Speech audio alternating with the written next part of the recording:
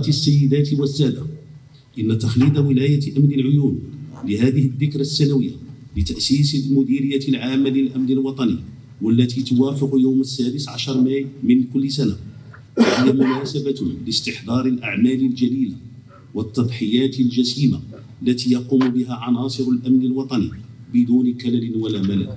وبكل فخر واعتزاز في سبيل حفظ الأمن والسكينة والحد من الظاهرة الإجرامية وصيانة دولة الحق والقانون، اعترافا منها أي المؤسسة الأمنية بما تفضل وأضفى عليها صاحب الجلالة والمهابة الملك محمد السادس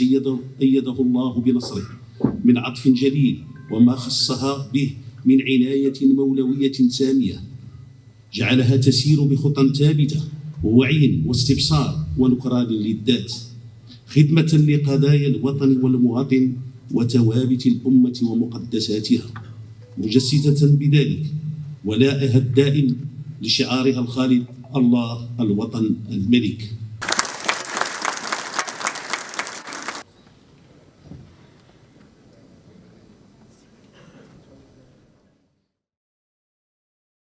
جد فخور لحصولي على هذه الوسام،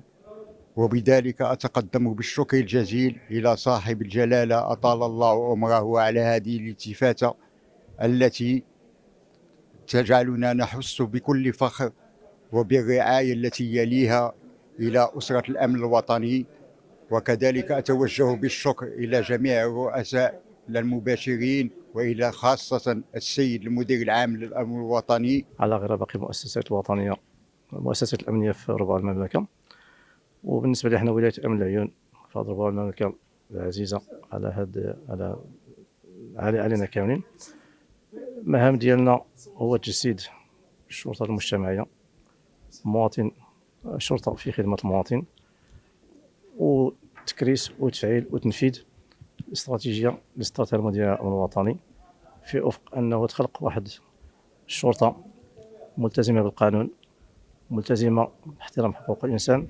ملتزمة بتنفيذ السليم للقانون. وبهذه المناسبة هذه كنشكر جميع المتدخلين اللي كيساهموا مع المصالح الأمنية في استتباب الأمن في هذا ربوع المملكة،